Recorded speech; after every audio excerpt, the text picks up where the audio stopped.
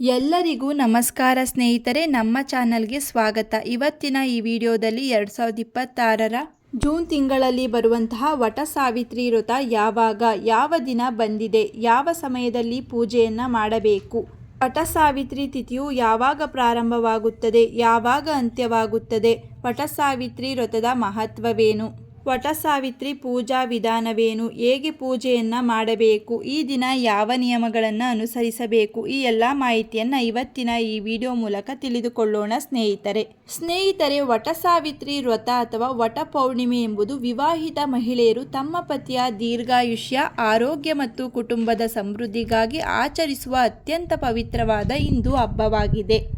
ಮಹಾಭಾರತದ ಪತಿವ್ರತೆ ಸಾವಿತ್ರಿಯು ತನ್ನ ದೃಢ ಭಕ್ತಿಯಿಂದ ಯಮಧರ್ಮನನ್ನೇ ಮೆಚ್ಚಿಸಿ ಮರಣ ಹೊಂದಿದ ತನ್ನ ಪತಿ ಸತ್ಯವಾನನ ಪ್ರಾಣವನ್ನು ಮರಳಿ ಪಡೆದ ನೆನಪಿಗಾಗಿ ಈ ವ್ರತವನ್ನು ಆಚರಿಸಲಾಗುತ್ತದೆ. ಭಾರತದ ವಿವಿಧ ಪ್ರಾಂತ್ಯಗಳಲ್ಲಿ ಈ ವ್ರತವನ್ನು 2 ಪ್ರತ್ಯೇಕ ದಿನಗಳಲ್ಲಿ ಆಚರಣೆ ಮಾಡುತ್ತೇವೆ.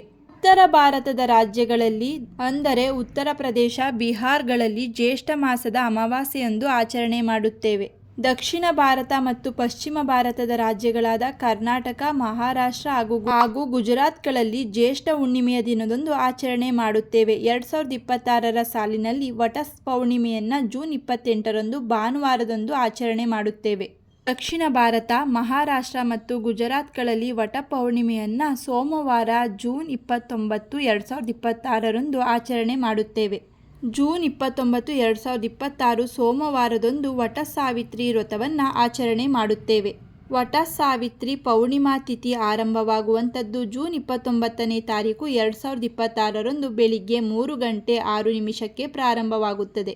ಪೌರ್ಣಿಮಾ ತಿಥಿಯು ಮುಕ್ತಾಯಗೊಳ್ಳುವಂಥದ್ದು ಜೂನ್ 30ನೇ ತಾರೀಕು 2026ರಂದು ಬೆಳಿಗ್ಗೆ 5:26 ಮುಕ್ತಾಯಗೊಳ್ಳುತ್ತದೆ.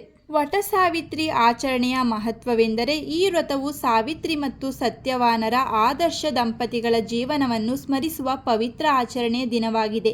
ವಿವಾಹಿತ ಮಹಿಳೆಯರು ತಮ್ಮ ಪತಿಯ ದೀರ್ಘಾಯುಷ್ಯ, ಆರೋಗ್ಯ, ಐಶ್ವರ್ಯ ಮತ್ತು ಕುಟುಂಬದ ಸುಖ ಶಾಂತಿಗಾಗಿ ಈ ವ್ರತವನ್ನು ಆಚರಣೆ ಮಾಡುತ್ತೇವೆ. ಪುರಾಣಗಳ ಪ್ರಕಾರ ಸಾವಿತ್ರಿಯು ತನ್ನ ಪತಿ ಸತ್ಯವಾನನ ಪ್ರಾಣವನ್ನು ಯಮಧರ್ಮರಾಜರಿಂದ ಮರಳಿ ಪಡೆದಳು ಎಂಬ ಕಥೆಯು ಈ ವ್ರತದ ಆಧಾರವಾಗಿದೆ.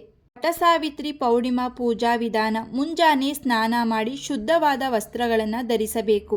ವಟ ಸಾವಿತ್ರಿ ಸಂಕಲ್ಪ ಮಾಡಿ ಉಪವಾಸವನ್ನು ಆರಂಭಿಸಬೇಕು. ಆಲದ ಮರ, ವಟ ವೃಕ್ಷ ಬಳಿ ತೆರಳಿ ಪೂಜೆ ಮಾಡಬೇಕು.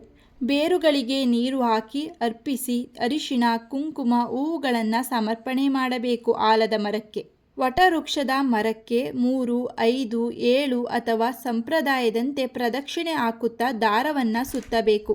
ಸಾವಿತ್ರಿ ಸತ್ಯವಾನರ ವ್ರತಕಥೆಯನ್ನು ಓದಬೇಕು ಅಥವಾ ಕೇಳಬೇಕು. ಸಂಜೆ ಪೂಜೆಯ ನಂತರ ಪ್ರಸಾದವನ್ನು ಸ್ವೀಕರಿಸಿ ಉಪವಾಸವನ್ನು ಮುಗಿಸಬೇಕು. ವಟ ಸಾವಿತ್ರಿ ವ್ರತ ಮಾಡಲು, ಪೂಜೆ ಮಾಡಲು ಬೇಕಾದಂತಹ ಪೂಜಾ ಸಾಮಗ್ರಿಗಳು: ಅರಿಶಿಣ, ಕುಂಕುಮ, ಹೂವುಗಳು, ಹಣ್ಣುಗಳು, ತೆಂಗಿನಕಾಯಿ, ಹತ್ತಿಯ ದಾರ, ರಕ್ಷಾಸೂತ್ರ, ದೀಪ, ಕರ್ಪೂರ, ಅಕ್ಷತೆ, ನೀರು ಅಥವಾ ಹಾಲು. ವಟ ಸಾವಿತ್ರಿ ವ್ರತದ ಫಲಗಳು: ಪತಿಯ ದೀರ್ಘಾಯುಷ್ಯ ಹಾಗೂ ಆರೋಗ್ಯಕ್ಕಾಗಿ ಈ ವ್ರತವನ್ನು ಮಾಡಬೇಕು. ಅಖಂಡ ಸೌಭಾಗ್ಯವನ್ನು ಪಡೆಯಲು ಈ ವ್ರತ ತುಂಬ ಉಪಯೋಗವಾಗುತ್ತದೆ. ಅಷ್ಟೇ ಅಲ್ಲದೆ ಕುಟುಂಬದ ಸುಖ ಸಮೃದ್ಧಿಗಾಗಿ ಈ ವ್ರತವನ್ನು ಕಡ್ಡಾಯವಾಗಿ ಮಾಡಿ. ದಾಂಪತ್ಯ ಬಾಂಧವ್ಯದ ಬಲವರ್ಧನೆಯಾಗುತ್ತದೆ. ವಿಷ್ಣು, ಶಿವ ಮತ್ತು ಸಾವಿತ್ರಿ ದೇವಿಯ ಕೃಪೆ ಪಡೆಯಬಹುದು. ಸ್ನೇಹಿತರೆ, ಇವತ್ತಿನ ಈ ವಿಡಿಯೋದಲ್ಲಿ ವಟ ಸಾವಿತ್ರಿ ವ್ರತ ಯಾವಾಗ, ಯಾವ ದಿನ ಬಂದಿದೆ, ವಟ ಸಾವಿತ್ರಿ ತಿಥಿಯು ಯಾವಾಗ ಪ್ರಾರಂಭವಾಗುತ್ತದೆ, ಯಾವಾಗ ಅಂತ್ಯವಾಗುತ್ತದೆ, ವಟ ಸಾವಿತ್ರಿ ವ್ರತದ ಮಹತ್ವವೇನು, ಯಾವಾಗ ಪೂಜೆ ಮಾಡಬೇಕು ಹಾಗೂ ಪೂಜಾ ವಿಧಾನವೇನು, ಹೇಗೆ ಪೂಜೆಯನ್ನು ಮಾಡಬೇಕು, ಈ ದಿನ ಯಾವ ನಿಯಮಗಳನ್ನು ಅನುಸರಿಸಬೇಕು, ಈ ಎಲ್ಲ ಮಾಹಿತಿಯನ್ನು ಇವತ್ತಿನ ಈ ವಿಡಿಯೋ ಮೂಲಕ ತಿಳಿಸಿಕೊಟ್ಟಿದ್ದೇವೆ. ಇವತ್ತಿನ ಈ ಮಾಹಿತಿ ನಿಮಗೆ ಇಷ್ಟವಾಗಿದ್ದಲ್ಲಿ ಈ ವಿಡಿಯೋವನ್ನು ಲೈಕ್ ಮಾಡಿ, ಹಾಗೆ ನಿಮ್ಮ ಫ್ಯಾಮಿಲಿ ಮತ್ತು ಫ್ರೆಂಡ್ಗೆ ಶೇರ್ ಮಾಡಿ. ಇದೇ ರೀತಿಯ ಮತ್ತಷ್ಟು ಮಾಹಿತಿಗಾಗಿ ನಮ್ಮ ಚಾನಲನ್ನು ಸಬ್ಸ್ಕ್ರೈಬ್ ಮಾಡಿಕೊಳ್ಳಿ. ಮತ್ತೆ ಸಿಗೋಣ ಮತ್ತೊಂದು ಮಾಹಿತಿಯ ಮೂಲಕ. ಎಲ್ಲರಿಗೂ ಧನ್ಯವಾದಗಳು.